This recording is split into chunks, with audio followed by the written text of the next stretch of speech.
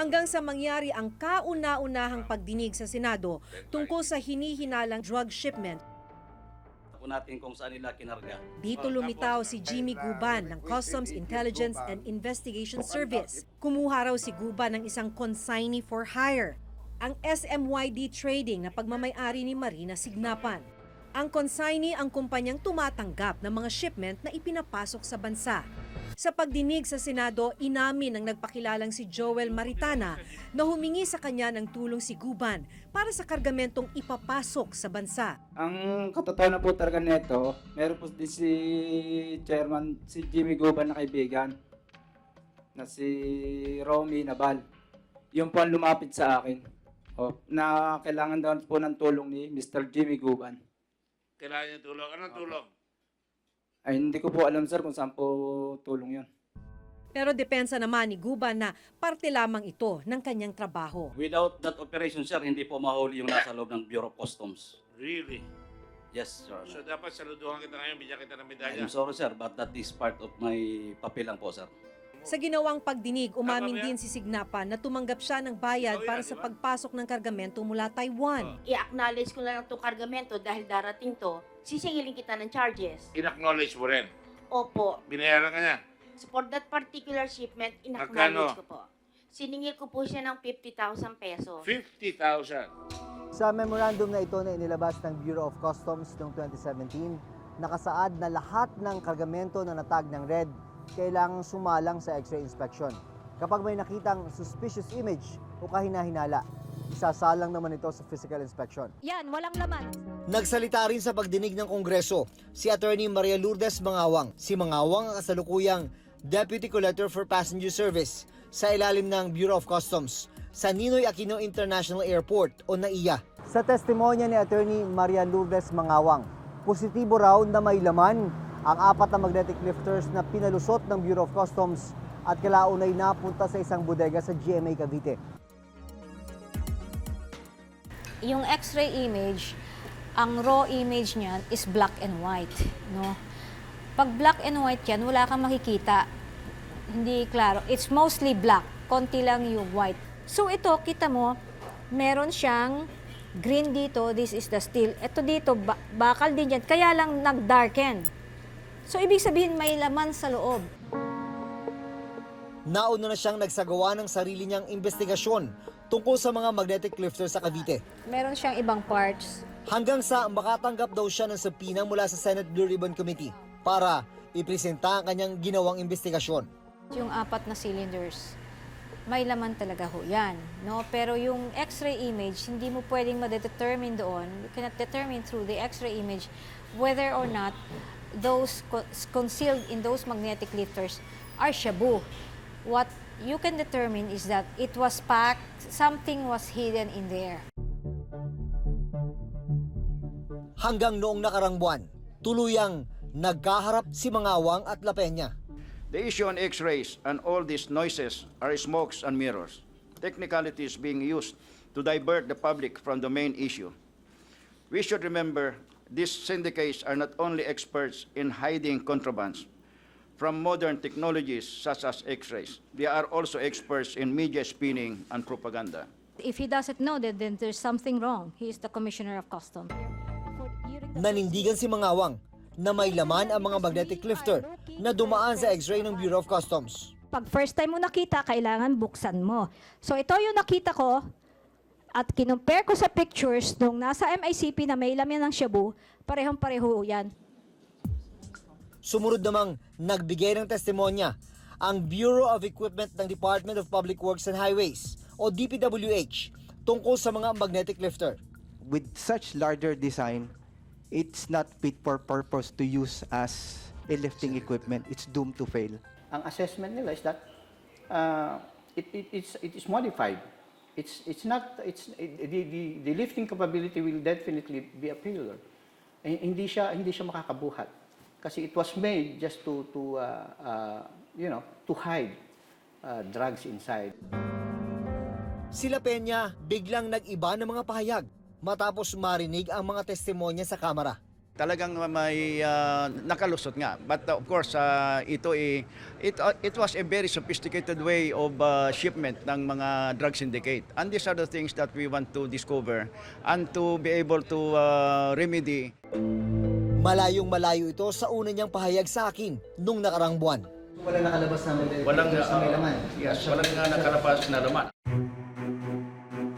Maging si Pangulong Duterte, nag-iba na rin ang pahayag at pinapaaresto ang customs official na si Guban. Kaya si Guban, niririnig ko ang niya.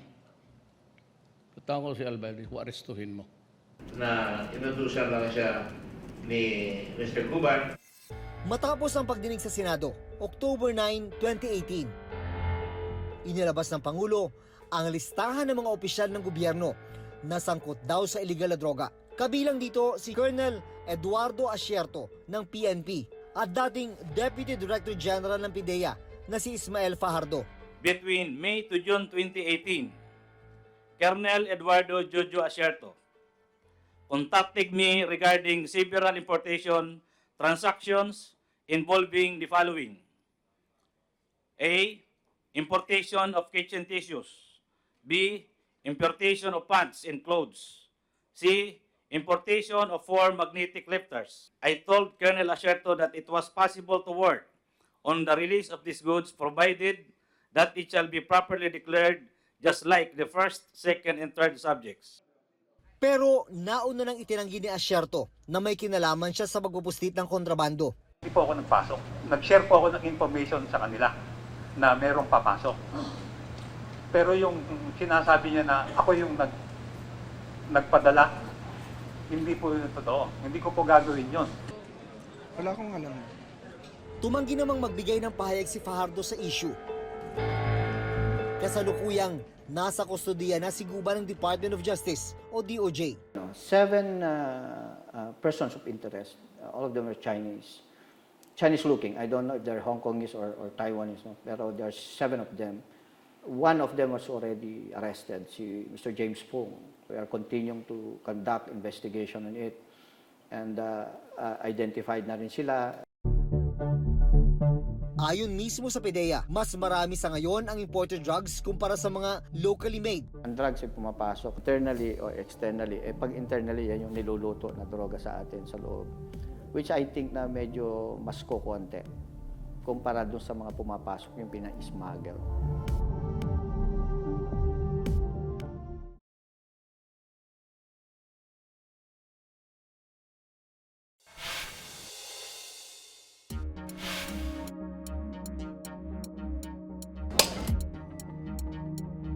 Isang tinatawag raw na Golden Triangle Drug Syndicate ang natuklasan nila na bagong pinagmumulan daw ng droga.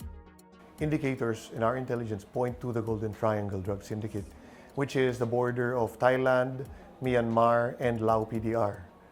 And of course, nandyan din yung other threat sources natin, the Chinese drug trafficking organizations, the African drug syndicates, and even the Mexican Sinaloan drug trafficking organizations. Nakagagawa na rin sila ng iba't ibang paraan para mailusot ang droga. Pinagbutihan pa nila dahil nilagyan nila ng asbestos liner together with yung airtight packaging ng mga droga. Those magnetic lifters that were at MICP, nung bumalik po ang PDEA Laboratory Service kasama ang PNP Crime Laboratory at nagsagawa tayo ng swabbing, negative din po siya for any particles. Ayon kay Professor Ronald Mendoza ng Ateneo School of Government, malaking hamon ngayon sa pamahalaan na mapanagot ang source o pinagmumula ng droga. Dahil hindi raw matitigil ang droga kung ang mga maliliit lang ang nahuhuli o napapatay. Hindi mo pwedeng takutin na lang ang lahat at i-expect na mawawala yung problema. Kalaban natin ay mga kriminal, no? Ang issue dyan ay kung hindi malakas yung border control natin, tapos yung atin namang customs ay puno ng mga corrupt na tao, butas-butas ang ating bansa. Pwede silang pumasok dito, pwedeng isama yung drugs sa iba-ibang mga bagay na nasa smuggle sa bansa natin. Sa gitna ng kontrobersya sa nakalusot na drug shipment sa BOC, inilipat si Commissioner Isidro La Peña sa TESDA bilang bagong Director General nito. Pero ang tanong, paano masisigurong mapanagot ang mga taong nasa likod ng bilyong pisong drug shipment? Kung ang solusyon ay tatanggalin siya tapos ililipat lang pero hindi naman talaga natin pinag-aralan kung ano yung nagkamali, kung paano ayusin yun, magiging ano lang yan, recycling of officials and recycling of the problem. Interagency cooperation is still the best approach to a problem like this. Dahil kung aasa lang po tayo sa isang ahensya, talagang mahihirapan po sugpuin ang problema sa ganito kalaking magnitude. Kasama na rin ang pagsugpo sa korupsyon.